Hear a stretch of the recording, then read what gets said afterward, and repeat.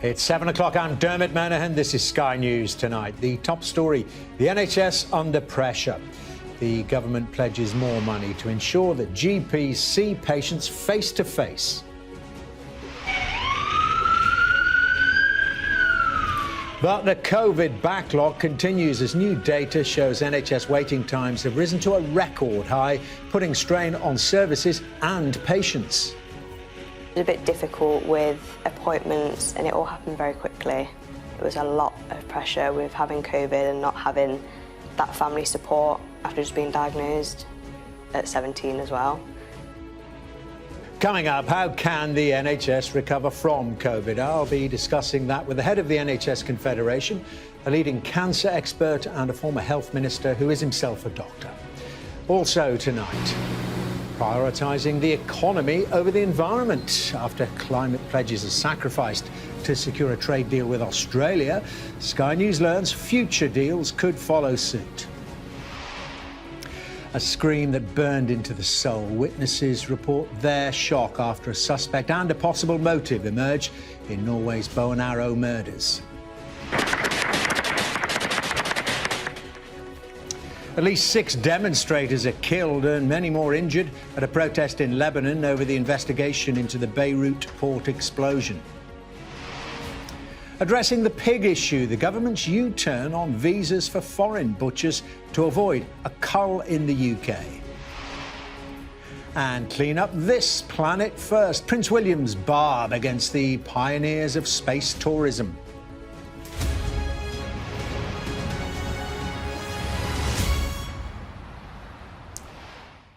A very good evening. There was new evidence today of the pressures facing the NHS, with latest figures showing that hospital waiting lists have reached record highs as the pandemic backlog starts to flood the system. England's Chief Medical Officer, Professor Chris Whitty, told GPs that this winter will be exceptionally difficult for the health service. And it's on family doctors that the government is focusing new money, with £250 million allocated to help GPs see patients face to face. Well, coming up at 7:30, we'll be debating how the NHS can recover from COVID. But first, Sky's Inzamam Rashid reports now from Liverpool. She's 74, disabled and with a catalogue of illnesses. But Miriam has given up on trying to see her GP. If you're ill, you need to see somebody within that day, not tomorrow, next week. You know, it's the whole of the National Health Service. It's all of it. It's gone. It was remote consultations that helped GPs see patients through the pandemic. But that system doesn't work for people like her. They're just so busy, aren't they? They just can't come out. They've got too many patients. The hospitals give up on me, so the GPs must have give up on me. I just feel as if they're waiting for me to die. With a brutal winter ahead, a form of help is on the way. A support package from government, which they say will alleviate pressures. 1/3 face-to-face, and sometimes more, and the rest are telephone. But with it, surgeries will now be ranked in new league tables that name and shame those failing to offer enough patient access. Today's package is all about support. It's about having more appointments and having more prompt appointments and allowing patients to have more choice in the way that they're seen. In Liverpool, the country's leading GPs kicked off their annual conference, but instead of feeling supported, today they feel targeted. The malicious criticism of the profession by certain sections of the media and by some politicians as a result of the shift towards remote working, introduced to keep our patients and our teams safe and keep the service operating, has been the worst that I can remember in over 30 years as a GP. Even before the pandemic, GPs were pleading for help. With some of that now on the way, government expects more face-to-face contact with patients in return. But this all falls on the backdrop of a creaking health service, which faced its busiest September on record. GPs are and will always remain the first line of care for anyone. That's all right, take your time. But with a damaged system and a burnt-out workforce, they feel the money is simply not enough. Obviously, we are short-staffed, like every other GP surgery in the country. That means that we have to work around the clock, really, sometimes. We work until midnight. £250 million, what is it going to solve first? Is it going to solve the appointments problem? Is it going to solve the health inequalities problem? To many working in primary care, this will feel like yet another plaster stuck on a deepening wound. And it's patients who'll suffer as the pressure mounts. Inzamam Rashid, Sky News, Liverpool. Well, while GPs are, of course, the gateway to the NHS for many patients, it's hospitals that will ultimately have to bear much of the pressure. And the latest figures out today illustrate how that pressure is growing. 5.7 million people were waiting to start routine hospital treatment at the end of August this year, the highest number since records began in 2007. But the number of people having to wait more than 52 weeks to start treatment fell slightly for the fifth month in a row to 292,138. And a total of 9,754 people in England were waiting more than 2 years to start routine hospital treatment. That's up from 7,980 at the end of July. Lisa Dowd reports. That book that's case there. The Hodgkin. For a teenager, Lauren has been through more than most. She lost her mum to cancer, then found a lump herself. It was a type of lymphoma. It was February this year, so it was we'd just been put in lockdown, I think. So it was a bit difficult with appointments, and it all happened very quickly. It was a lot of pressure with having COVID and not having that family support after just being diagnosed at 17 as well. So it was quite difficult. Lauren was urgently sent to a cancer specialist by her GP. Across England, there's been a 24% increase in such referrals since August. She's found comfort in talking to other patients at this charity in Nottingham. Everyone here has their own experience of cancer treatment, but what is clear is that Nottingham is up against it. Only last month they had to pause chemotherapy for some patients because of staff shortages. It's a small example of the kind of pressure the wider health service is facing. While Richard has no concerns over his cancer care, he's worried that he's missed checkups for his heart condition. Some things have just fallen through the books and just not been dealt with. And I think if the GPs don't have major concerns about you, then you fall to the back of the queue. One union says it's vital that posts are filled. Have at least 40,000 nurse vacancies, probably 100,000 NHS vacancies if taking into consideration support staff and doctors. And the system just cannot cope with that level of vacancy, and we can't give a safe and effective care to patients. But in spite of recruitment challenges brought on by the pandemic and Brexit, this group say NHS staff have still delivered the very best cancer care. Lisa Dowd, Sky News, Nottingham. No relief for the NHS in the latest COVID data. Let me take you through it. There have been a further 45,066 new cases of coronavirus reported in the UK in the last 24-hour period, and a further 157 people have died with COVID. That takes the total number of people who've died within 28 days of a positive test to 138,237. And just to remind you, at 7:30 this evening, I'm going to be looking at how the NHS can recover from COVID with my panel of guests, including the head of the NHS Confederation, a former health minister and a leading cancer expert. No doubt those NHS pressures sure to feature in tomorrow's papers. We'll have our extended press preview and news review from 10:30 this evening with tonight's news and tomorrow's headlines. Joining us will be the politics editor at Galder, Moya Lothian-McLean, and the PR consultant, Alex Dean.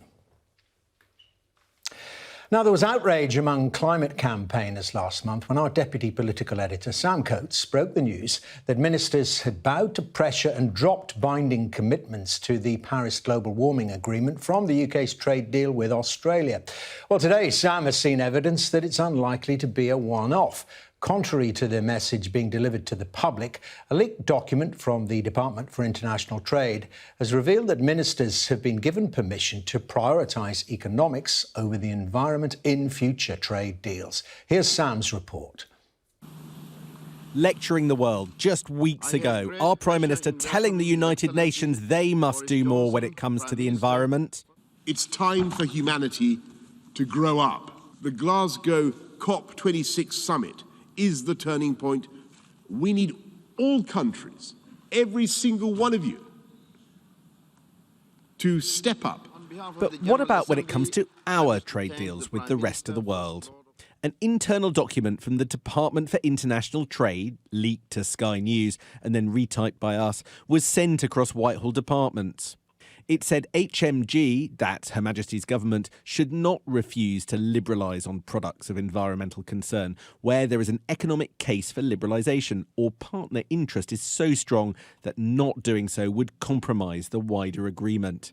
That means lowering standards or liberalising to boost the economy or get the deals over the line.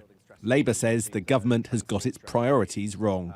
It's really shocking to see a document going round government where they're essentially saying, look, never mind about climate change, never mind about the environment.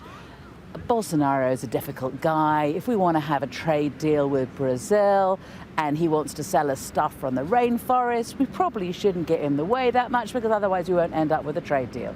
Well, really? The Trade Department says this does not represent official government policy, but senior Tories are worried by the lack of green goals. The government has already committed to a whole host of projects in developing countries to encourage reforestation. We shouldn't at the same time be allowing other forests to be chopped down to produce goods and agricultural products to a lesser standard than we are ourselves. We have to have joined up policy making across government. Which one of you is going to get the better deal? Last month, Sky News revealed Britain had to drop climate change targets from the Australian trade deal at the request of their Prime Minister, Scott Morrison. This is the second leak obtained by Sky News, raising doubts about the government's commitment to climate change in trade deals. The government responds broadly by shouting fake news. But given that there's concern on all sides, wouldn't they be better off explaining that trade deals mean big trade-offs? Palm oil from rainforests like this is currently banned, but could be allowed into the UK in future under this approach. We're talking about products which are responsible for the decline in our rainforests, for pollution in our oceans, and for the huge impacts of climate change. And those are the kind of things we should really be ruling out of trade deals, not ruling in. Maybe Boris Johnson has no choice but to lower standards if he wants trade deals, but he doesn't like discussing trade-offs in public, leaving others to point the finger. Sam Coates, Sky News. And Sam's here with me now. So, Sam, is this a classic case of say one thing, do another? I mean, I think it probably is in some senses, Dermot. The problem that I think the government have got with trade deals is that every element of the negotiations with all the other countries that we're doing new trade deals with, including Australia, so much of it is done in secret. They're happy to talk about the very top line of what's going on. But once you get into the nitty-gritty, it's confidential. And even with the most prominent of all, which is that Australia one, we don't know any of the details. We haven't seen any of the text, which is why there is that controversy that we were talking about a few weeks ago about them dropping the particular climate target, Paris climate target, from the face of the text, the Paris Agreement text, within that trade deal, and it causing a fuss. And the government says it doesn't matter. Australia will still have to adhere to those standards, but Australia clearly asked for a reason. But there's a vacuum around so much of the detail. And even today, ministers aren't particularly willing to fight for what they believe in. This document that I've seen today makes clear that you should put economic trade-offs first, essentially. And if there's a red line that bumps up against one of our environmental priorities, well, you should consider giving in to the opposing country. On the face of it, that sounds bad, but I suspect that's just the way that a lot of trade deals actually work. Let's be realistic about it. You know, red lines, as we know from Brexit, only exist so long as they exist, and then they suddenly disappear at the last moment. But because the government wants to sound green, because it's chairing the COP climate change summit, because Boris Johnson lectures other world leaders about how to do it and how they go on about things being the greenest deal ever, when things like this appear in black and white, I think it leaves the government rather exposed. And it's an issue of substance, but also I think it's just an issue of presentational kind of limits of what they can do if they don't really talk about the detail. Sam, many thanks. Sam Coates, our deputy political editor there. Now then, at least 6 people have been killed in the Lebanese capital, Beirut, after gunmen opened fire on protesters. The demonstrators were calling for the removal of the lead judge investigating last year's catastrophic blast in the city's port. Our Middle East correspondent, Alistair Bunkle, reports now from Jerusalem.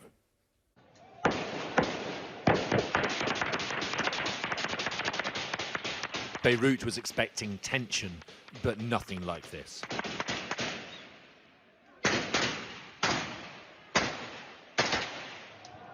For hours, Hezbollah fighters fought with gunmen as civilians ran for cover. In a nearby school, children were told to lie face down for safety. It was a scene of masked men, snipers, rocket-propelled grenades, and bodies on the street.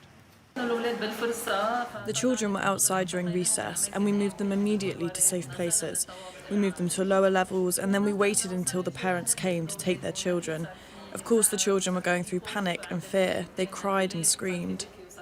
The Lebanese armed forces moved in as the casualties were taken out. It literally feels like a war zone here in Beirut today. Residents in areas nearby where the clashes are happening are terrorized. They are trapped between armed gunmen on both sides.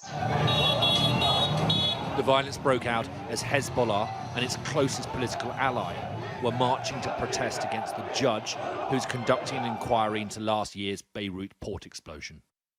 There has still been no one held accountable for the blast. Lebanon has been in collapse for months. It is experiencing one of the worst financial crises in history. Fuel shortages mean people have to queue for hours to fill up vehicles and jerry cans. Basic medicine is often hard to come by. And state electricity is rationed to an hour or two a day, leaving major cities in almost total darkness come nightfall. This is a worrying moment for Lebanon. The scenes of gun battles on the streets of Beirut are reminiscent of the civil war of the 1970s and 80s. Lebanon is already teetering on collapse. It wouldn't take much to tip it over the edge. The coming hours will be crucial. Will the violence escalate, or will calm be restored? Lebanon's future is in the balance. Alistair Bunkle, Sky News. And some of the other stories making the headlines today. The North Yorkshire Police Commissioner has resigned after he made controversial comments about the murder of Sarah Everard. Philip Allett said women needed to be streetwise after Miss Everard's killer, a former police officer, was sentenced. Inspectors are calling for urgent action over the way inmates are being treated at Oak Hill Youth Prison near Milton Keynes. The secure training centre run by G4S houses boys between the ages of 12 and 17. Ofsted found they were spending 23 hours a day in their rooms, faced frequent violence and were sometimes